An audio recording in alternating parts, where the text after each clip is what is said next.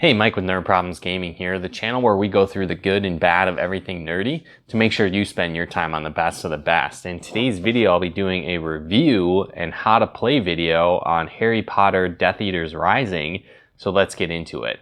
So the first thing is we're going to jump through the how to play section of this video so you can learn a bit more about the game and how it all works, and then we'll jump into the review from there. But let's dive into the game and see how to play. So Harry Potter Death Eaters Rising is a cooperative dice building game that takes place during the Order of the Phoenix. And so in this game, you're going to recruit and build teams of wizards to battle the Death Eaters and Voldemort. And you want to do this before Voldemort and the Death Eaters are able to spread too much dark influence throughout various locations in the wizarding world. So the object of the game is to defeat Voldemort and the Death Eaters before too many wizards are defeated, or one player loses all the wizards on their team, 4 more places and locations are corrupted, or any location is completely corrupted. But first, let's go through the setup so you can see how to set up the board and play the game. So the game itself comes with 3 different pieces. You'll just simply attach those together and then randomly put Voldemort facing one of the spaces. The next step is you'll take these various location cards, shuffle them, and then randomly deal them out on their designated spaces. So you've got the Ministry of Magic, Hogsmeade, and then Diagon Alley. And so we'll shuffle these and place these out. So we've got Diagon Alley, another Diagon Alley, Ministry of Magic, Ministry of Magic, Hogsmeade, and Hogsmeade.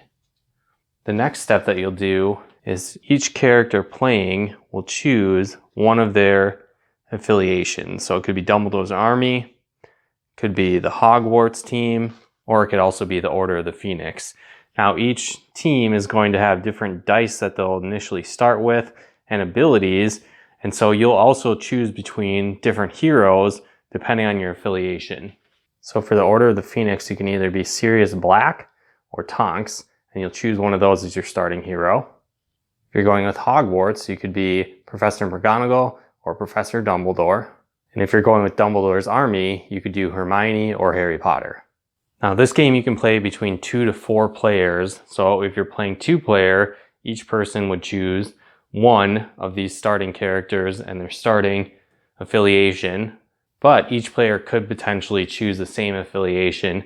They would just have a different starting character. So once you've chosen which characters you want to start with, so let's say I go with Dumbledore and Harry Potter, the next step is I want to shuffle these cards back into character deck. So this is the character deck where you're going to be able to recruit various wizards throughout the game, but then also encounter different Death Eaters as well.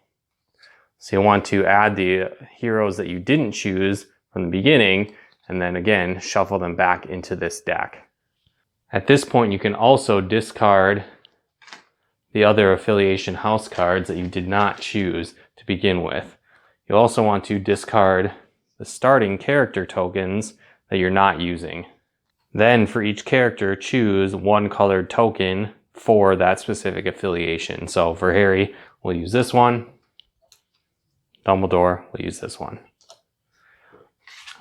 Also, which is nice, the backside has the turn summary, so you can simply put that next to your character to remember the order of the turns as you go and play. You'll also want to take this card and set this next to the game board, and this is where you're going to track Death Eaters that you've imprisoned in Azkaban and wizards that have fallen, as well as locations that have become corrupt. So we can just put this off to the side for now. You also want to set up a pile of spell tokens. These are tokens you can earn by damaging Death Eaters, and they have various abilities that can count for symbols on dies. They can heal your characters, remove corruption, and more. You'll also find corruption tokens. It's kind of black jewels. And then damage tokens, these red jewels. Put these off to the side as well. From here, you'll take your deck of character cards and simply flip up 3 characters per location. Sometimes they'll all be wizards you can recruit. Sometimes they'll be Death Eaters as well to start off.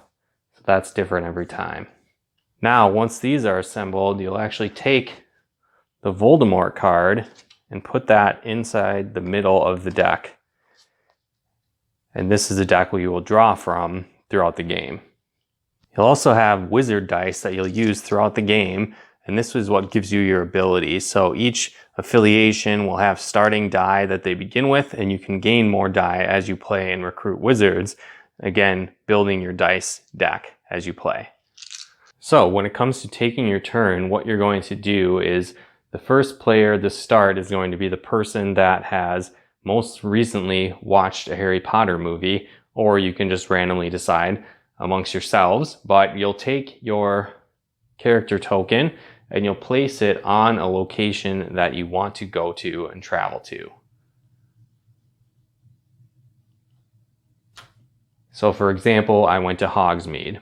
Now what you're going to do is roll the Voldemort dice, and this each has a side which shows what direction Voldemort goes to, but it also has a dark mark symbol, and this will cause a different action and cause Voldemort to stay where he's at.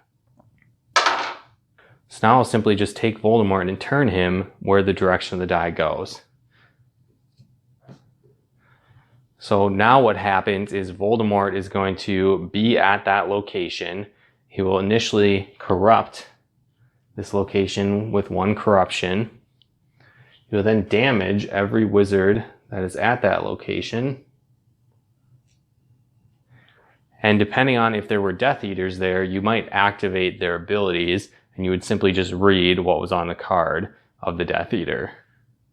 The next step I would take is I would grab the die that my specific characters get. So in this case, Harry would get a purple die, a blue die, and a red die. So I get purple, purple, blue, red. So I'd use these as my starting die, roll them.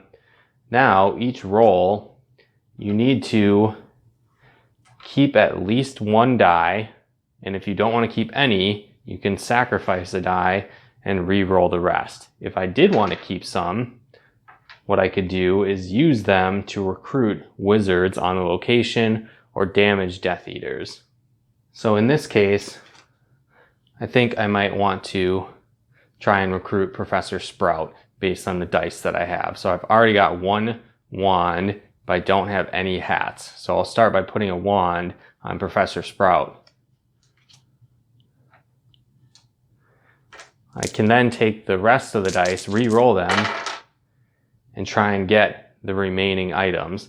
Now I did not get any hats in this case, so I might decide to use one of the abilities on my card. So each affiliation is going to have their own special abilities as well, which I could activate, and I could use each one of these 1 time per turn.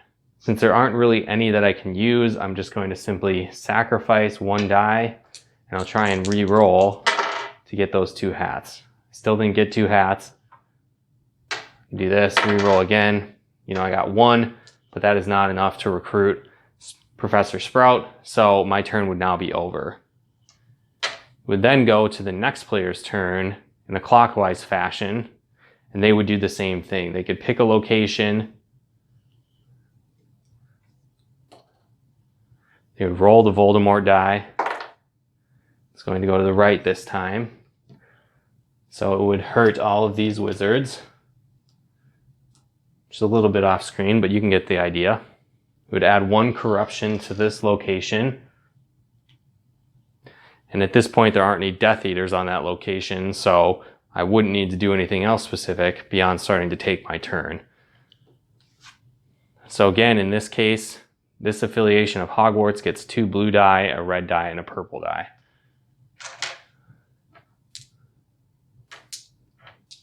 So I'd use these for my roll. And now I could use these to perform abilities on my card, my characters that I already have, and the characters at the location. So let's say I wanted to recruit Sirius. So I would need 2 wands and 4 phoenixes in this case. So I already rolled 2 wands. So I can put that there. I didn't roll any phoenixes at this point.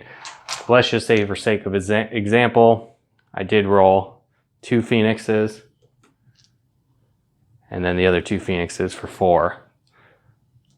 So now what I could do is I would recruit Sirius at the end of the turn, and now be added to my roster of wizards.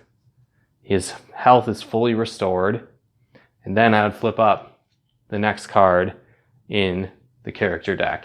In this case, it happens to be a Death Eater. So now that a Death Eater is out, I could potentially damage them by following the same principle. I would need to roll the symbols matching on the card, and I could do 1 damage to the Death Eater. Now each round, you're only allowed to do 1 damage to each Death Eater present.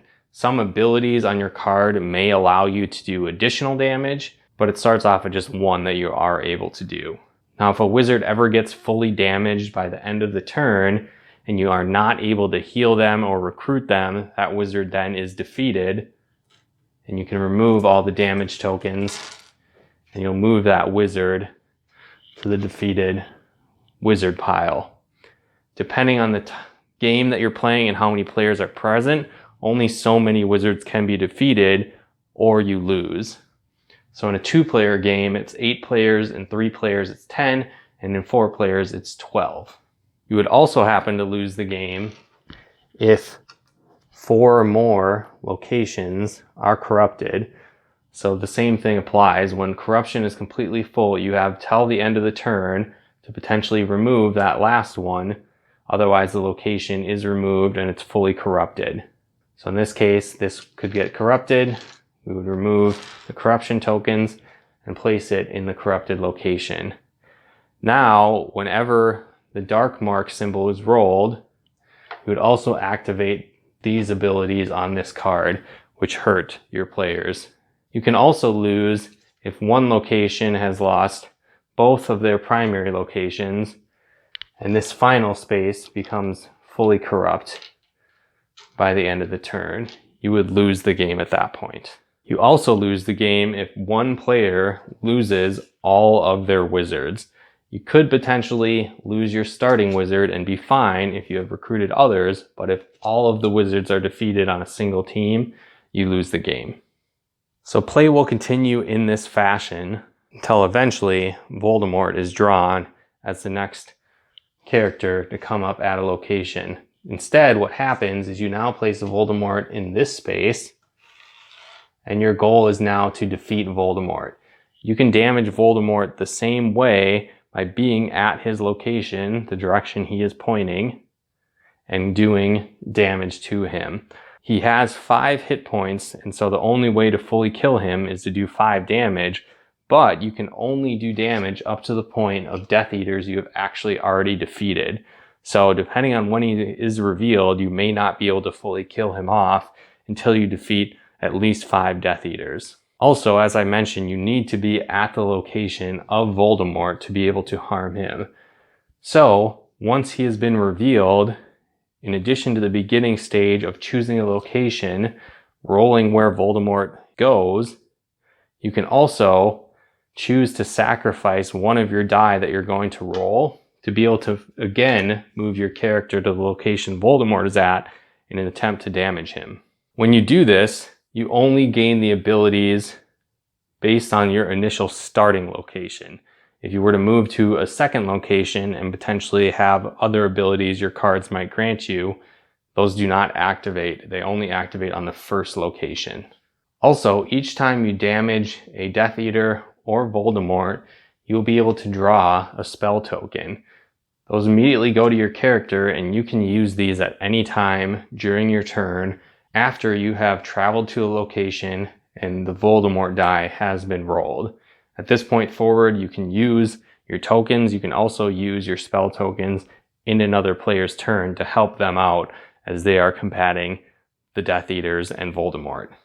One thing to note is this game is very challenging, so there are variants to make it easier. For example, you might only choose to need to have 4 damage on Voldemort to be able to kill him.